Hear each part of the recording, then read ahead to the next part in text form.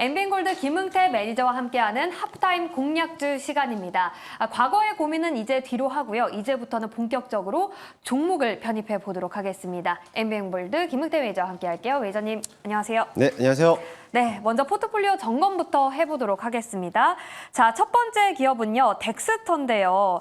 어제 보유 의견 드렸는데 보유하신 분들 정말 축하드립니다. 장중에 16% 넘게 급등하면서 목표가를 달성했습니다. 오늘의 상승 재료는 그런데 어제 말씀해주신 오징어 게임이 아니라 네. 메타의 AR 기기인 걸로 좀 풀이가 되는데요. 덱스터 상방 어디까지 열어둘 수 있을까요?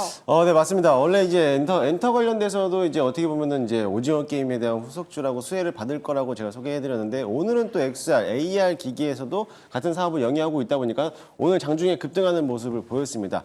어제 이제 기술적 분석으로 만들었을 때 역시나 마찬가지로 대량 거래가 발생하고 나서부터 조정 시에 다시 한번 3차 파동이 나올 거라고 말씀드렸는데 오늘 정확하게 또 한번 3차 파동이 이루어지면서 급등하는 모습을 보이는데요. 저는 지금 자리에서 목표가를 달성했기 때문에 어느 정도 수익은 실현할 수는 있겠지만은 조금 더 2차 목표가를 좀 더 제시해 드리도록 하겠습니다. 2차 목표가는 8,500원 잡고 있는데요. 사실 지금 자리에서 이 라인 7,500원에서 7,900원 라인만 지지해 준다라고 하면은 똑같은 패턴 자체에서도 한번 조정받고 나서부터 다시 한번 파동이 이뤄질 가능성도 굉장히 크니까요. 그 점을 참고하시면서 대응하시면 좋겠고요. 일단은 수익 보신 분들에 대해서는 어느 정도에 대한 익절가를 잡아놓고 대응하시면 좋을 것 같습니다. 네, 수익 실현도 좋지만 또 한 번의 파동이 나올 수 있기 때문에 같은 패턴의 파동이 나올 수 있기 때문에 보유하시는 것도 하나의 전략이 될 것 같습니다. 자, 다음으로 살펴볼 기업은요.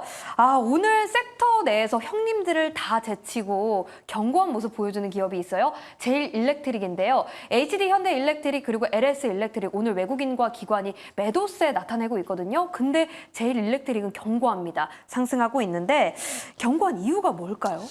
사실 어저께 시간의 거래에서 제일일렉트릭이 9% 정도 급등하는 모습을 보이는데 아무래도 네. AI 수요가 증가되는 것에 대한 기대감 때문에 아마 시간에서 대량으로서 들어오지 않았나라 보고 있고요. 오늘 굉장히 또 시장이 좋지 않아요. 그렇기 때문에 오늘은 좀 차익 실현 물량 때문에 좀 쏟아져 나오는 모습이라고 보시면 될 것 같습니다. 그래도 좀 다행스러운 건 뭐냐면 어느 정도에 대한 바닥권에 대한 지지 라인을 형성하고 있기 때문에 지금 자리에서는 매도보다는 조금 더 보유하자라는 의견을 좀 드리고 싶고요. 일단은 목표가 11,000원을 돌파했기 때문에 다시 한번 2차 목표가를 조금 더 3차 목표가를 좀 더 제시해 드리도록 하겠습니다. 지금 자리에서 어차피 계단식 상승 곡선을 그려주고 있기 때문에 아직까지 전력 사업에 대한 추세는 상승하고 있다라고 보시면서요. 3차 목표가는 12,000원까지 조금 더 10% 상승 상향 조정할 테니까요. 그 점을 참고하시면서 조금 더 긴 호흡으로 가져가시면 좋을 것 같습니다. 네. 2주가 안 된 것 같은데 벌써 2차 목표가까지 달성하고 3차 목표가 바라보고 있습니다. 12,000원 제시해 드리도록 하겠습니다. 자, 다음으로는 어제 매수한 기업이죠. SOS랩인데요. 하루 만에 5% 수익률을 기록했습니다. 어제부터 시행된 심야 자율주행 택시 후기가 좋더라고요. 네. 상당히 안정적이고 승차감도 좋다. 이런 후기가 전해지면서 자율주행이 다시 주목을 받고 있는 것 같거든요. 하루 만에 5% 수익 냈는데 네, 계속 보유해도 되겠죠?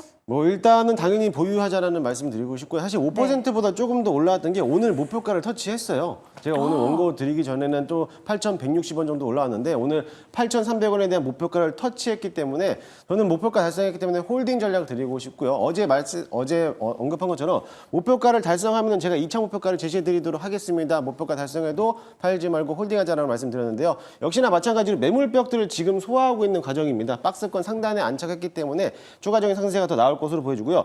지난 9월 초 중반쯤에 한번 거래량이 대량 거래가 터졌기 때문에 네. 아직까지 거기에 대한 거래량이 들어오지 않고 있습니다. 그렇기 때문에 거래량만 동반해서 들어온다면 다시 한번 급등할 수 있는 가능성이 열어두고 있으니까요. 그 점을 참고하시고 재료가 또 워낙에 좋기 때문에 자율주행에 대한 테마로서 엮여 있다 보니까는 조금 더 긴 호흡으로 보면 좋을 것 같습니다. 일단은 2차 목표가는요. 9,000원으로 조금 더 상향을 조정해서 보도록 할 테니까요. 아직은 조금 더 보유하자라는 의견 드리도록 하겠습니다. 네, 하루 만에 목표가 달성했는데 좀 더 보유하자라는 의견이었습니다. 오늘도 금요일이잖아요. 네. 강남에서 약속 있으신 분들은 카카오 택시에서 이 자율주행차 이용할 수 있거든요. 요금은 0원이니까 경험해보시고 저희한테 후기 남겨주시면 댓글로 남겨주시면 좋을 것 같습니다. 자, 다음으로는 김응태 매니저가 관심 있게 보는 섹터가 어느 쪽일지 알아볼 텐데요. 항상 특별한 뷰를 제시하고 있어서 오늘도 기대가 됩니다. 바로 공개를 해볼게요. 오늘의 공략 섹터는 바로 중국 소비주입니다. 그런데 중국 소비주 항상 네. 부양 정책이 나올 때마다 그렇게 오래 가는 것 같지 않다라는 생각이 들거든요. 이번에는 찐일지 얼마나 오래 갈지 궁금한데요. 네, 일단 뭐 중국 소비주라고는 얘기는 했지만 사실 중국 소비주라기보다는 경기 민감주라고 하는 게 좀 더 가깝지 않을까라고 보고 있는데 사실 네. 경기 부양책 때문에 장기적으로서 좀 급등하는 종목들이 많이 있고 오늘도 역시나 마찬가지로 전반적인 조정받는 시세에서 오늘은 또 화장품이라든지 또는 엔터 관련된 종목들이 상승하고 있는 모습을 보이고 있습니다.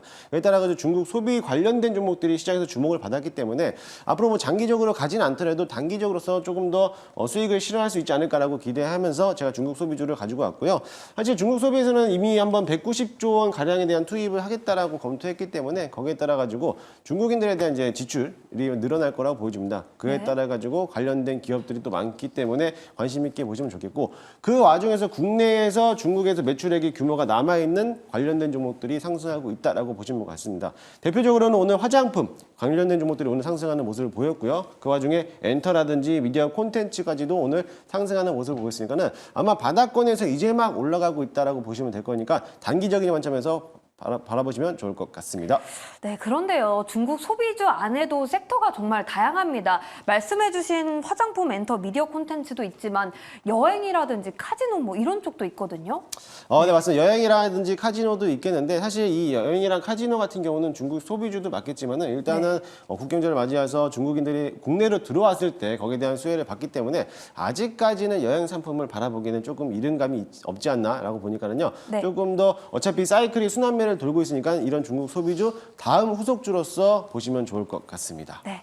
자, 그렇다면 오늘의 원픽 종목은 어떤 기업일지, 어떤 섹터의 어떤 종목일지 한번 공개를 해볼게요. 자, 오늘의 김응태 매니저의 원픽은 핑거스토리입니다. 웹툰 기업 아닌가요? 그런데 네, 중국 맞습니다. 소비주로 분류가 되는데 왜죠? 중국 소비주라고 보기보다는 네. 일단은 뭐 경기 민감주라고 좀 보시면 좋을 것으로 네, 보여지고요.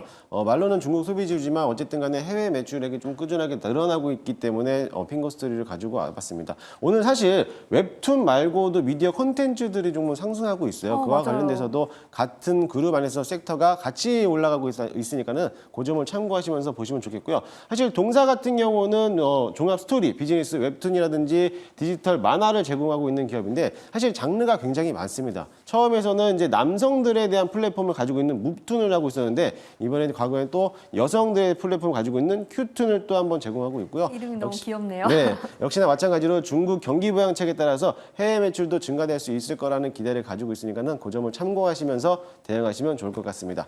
네. 차트 한번 보여주시고요. 사실 이 핑거 스토리는 워낙에 또 유통 물량이 가볍기 때문에 단기간적으로 급등할 가능성이 굉장히 커요. 그래서 단기적인 관점으로 보시면 좋을 것으로 보여주고요. 일단 현재가 매수 한번 편입을 한번 해보도록 하겠습니다. 마찬가지로 사실 핑거 스토리가 핑거가 한번 급등했을 때 같은 맥락으로서 한번 급등한 적이 있었어요. 그것 때문에 지금 자리가 고가놀이 자리를 형성하면서 아직까지는 박스권을 상단하고 있는데 여기서 한 번 더 계단식 상승 곡선으로 급등한다라고 하면은 전고점까지 갈 수 있으니까는 그 점을 참고하시고요. 일단은 1차 목표가는 3,100원까지 한번 바라보도록 하겠습니다. 3,100원이 돌파되면은 추가적인 상승세도 나올 수 있으니까는 그 점을 참고하시고요. 손절가 라인은 2,500원 잡고 대응하도록 하겠습니다. 네, 오늘 공략 섹터로 중국의 소비주, 경기 민감주라고 할 수 있죠. 그리고 그 안에서 핑거 스토리를 꼽아주셨는데요. 저는 개인적으로 김응태 매니저님의 다른 섹터에 대한 뷰도 궁금하거든요. 반도체라든지 2차 전지라든지 어디서 만나볼 수 있을까요? 네, 오늘은 아쉽게 무료 방송은 없고요. 네. 네이트 녹색밴드에서 김응태라고 검색하시면 많은 자료들을 제공하고 있으니까는 많이들 찾아주시고 제가 주말간에 또 무료 방송을 진행할 예정입니다. 따라서 자세한 링크라든지 시간 계획은 녹색밴드에서 제공해드리도록 할 테니까는 많이들 찾아주시기 바라겠습니다. 네, 지금까지 김응태 매니저와 함께한 하프타임 시간이었습니다. 오늘 말씀 고맙습니다.